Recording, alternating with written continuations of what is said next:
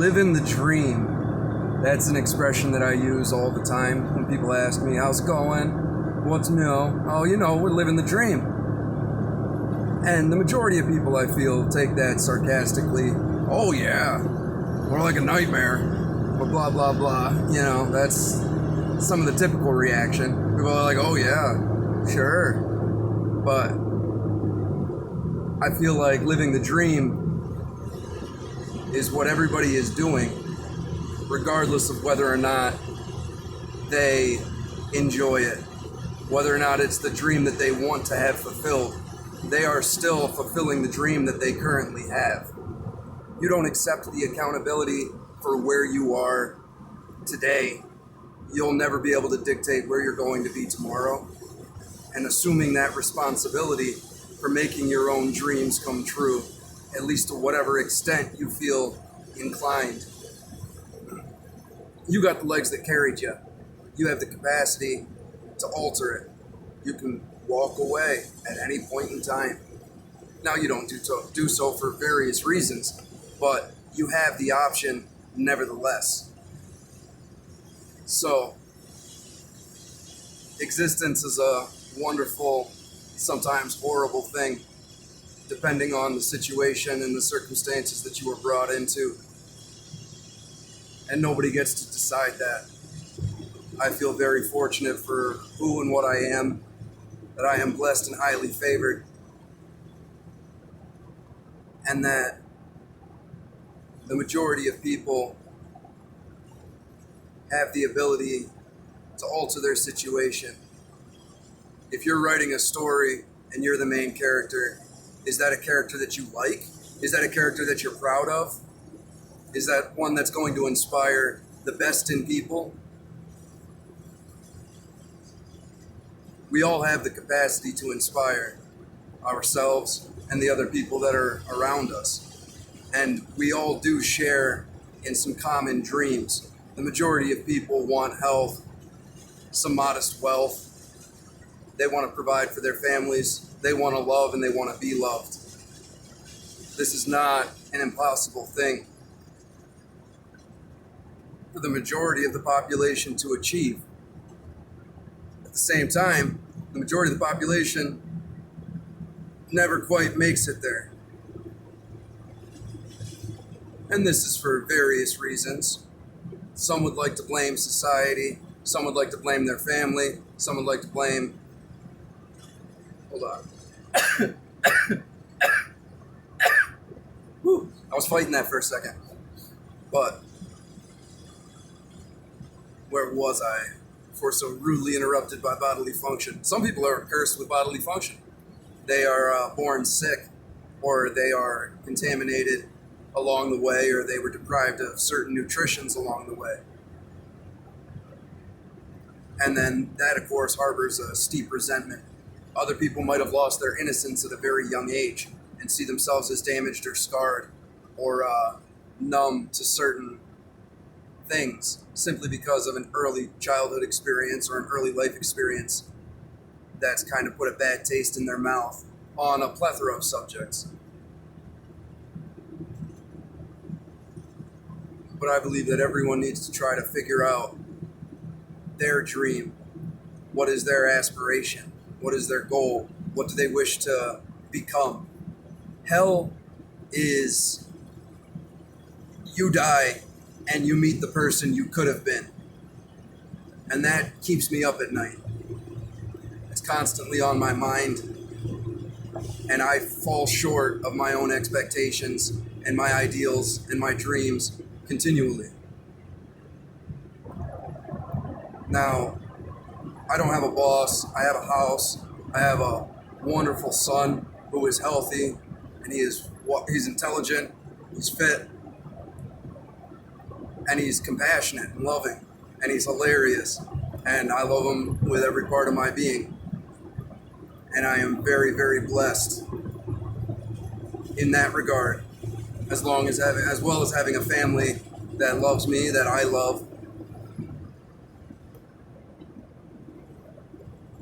Not everybody is so blessed, and I understand that, and I'm not trying to come from a level of Well, of course you can. Just walk it off. The tough love type. But that's the way that you need to treat yourself. You got to give yourself some tough love, but you got to give yourself some full love too. You need to love. You need to be a person that you do love. And if you don't love yourself, there is probably a reason for that. If it's circumstantial and you feel a stigma has been placed upon you by an outside source, you need to sever that connection. You need to sever that dictating your character, dictating who you are. And until you do that, until you assume full responsibility for your physical manifestation and spiritual and mental, we are all a piece of eternal consciousness experiencing itself in an ever-expanding dream. And that is a beautiful thing. But it also has to encompass the good, the bad, and the ugly. Everything that is love, everything that is beauty, everything that is tranquility, and peace, and harmony, as well as everything that is evil and vile and malicious. That is the world that we live in. And those are the people that you will deal with.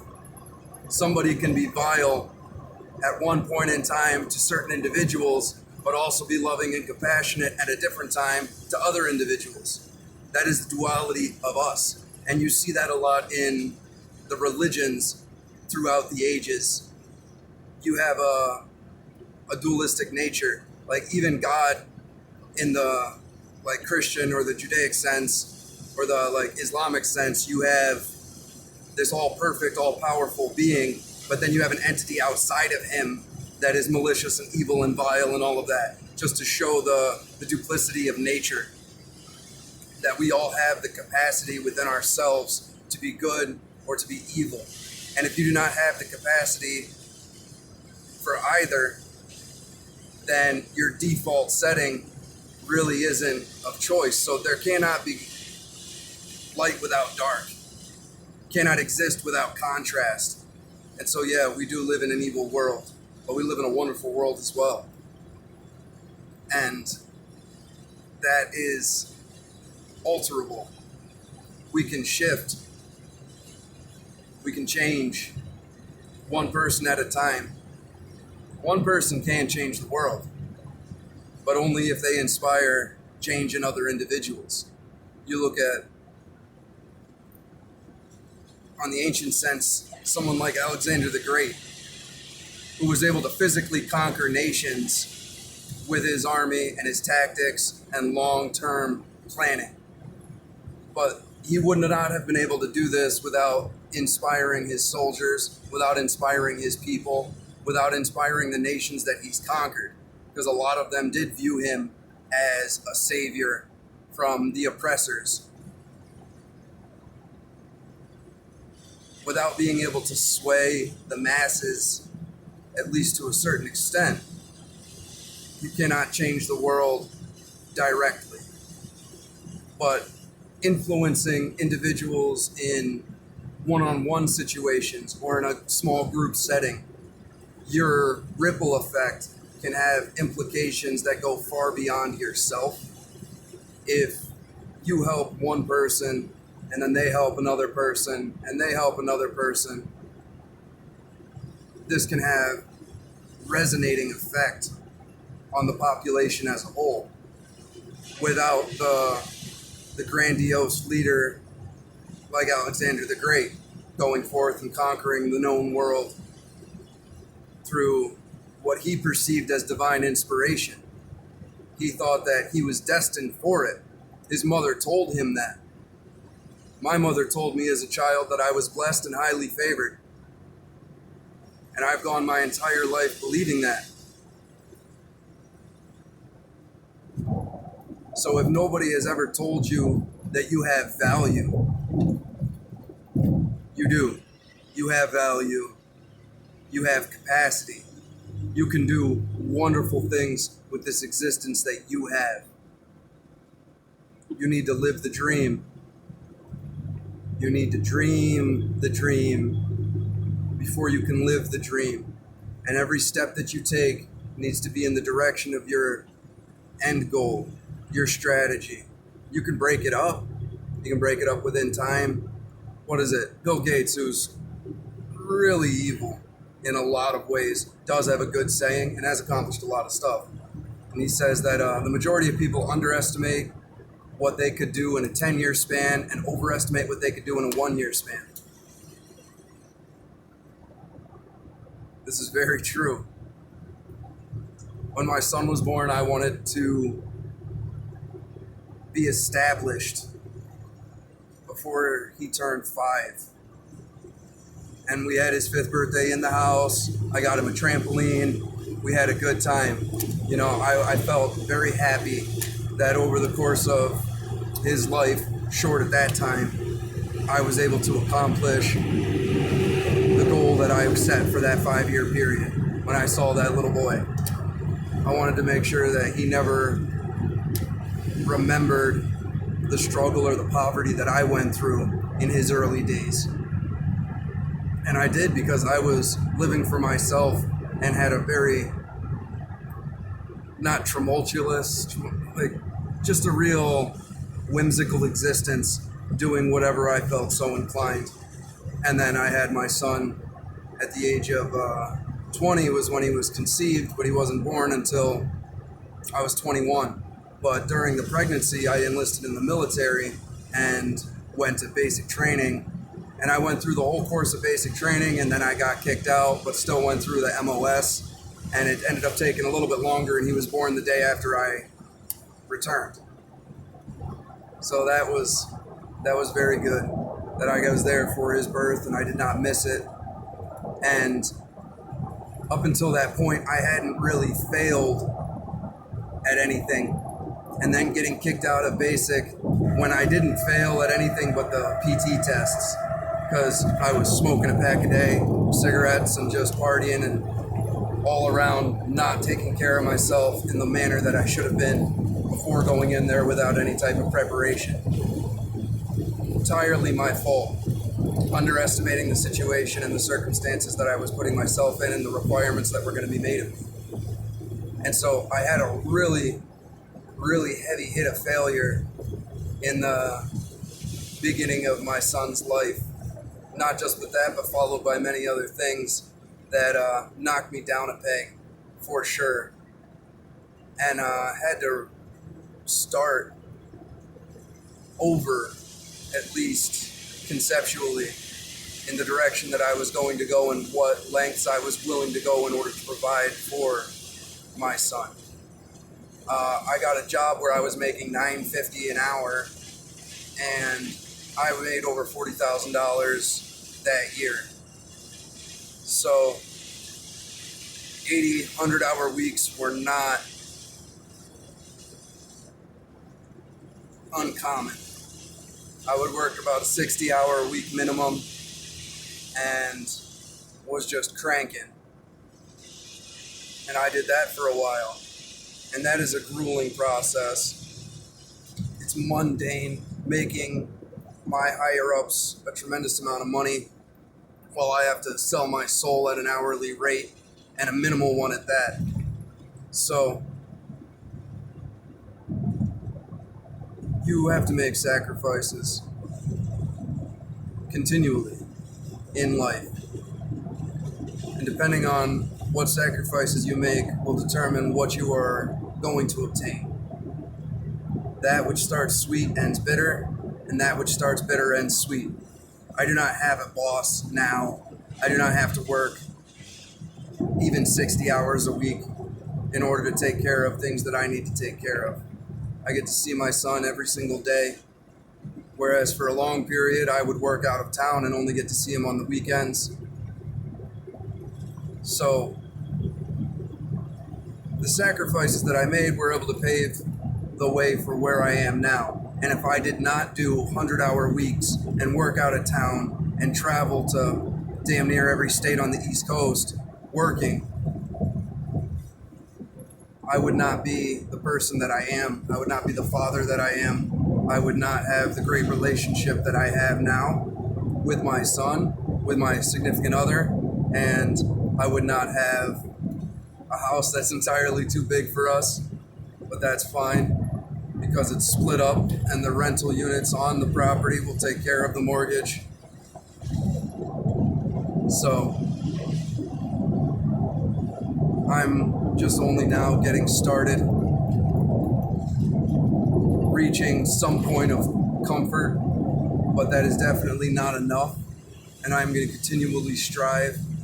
I wish to be quite wealthy by the time my son is 10 years old, and I do not have that much time because he is currently 8. He will be 9 in June, so I need to strive for that. And I don't know exactly how it's all going to play out, but it's certainly going to. Because we're living the dream. And it's a dream that I dream. It's a dream that we shall make manifest into reality. And it's a beautiful thing. And even when you're going through the grind, you're going through and you're doing stuff that you don't want to do, and you're not feeling good and you're messed up, just understand that you are living the dream. And as long as you're walking forward, it doesn't matter how fast you go, as long as you don't walk backwards and every step is in the direction that you want to lead, like that you want to go. Day by day, minute by minute, we have to march on. And we can manifest our dreams. Every single thing that exists on this planet was dreamt up by someone. I'm driving in a vehicle right now. Do you know how many people have put their time, energy, their dreams, their thoughts, their hands to work, their minds to work on producing the series of vehicles that we have available today? It's been over a century of innovations. And then if you want to get down to the metalworkings and rubber factories and all these other different things that have transpired in order to make this simple vehicle, there's a lot of dreams. And because of those dreams, we can sit on our butts and we can drive 80 miles an hour without an accelerated heart rate, without any type of sweat, in a climate-controlled environment.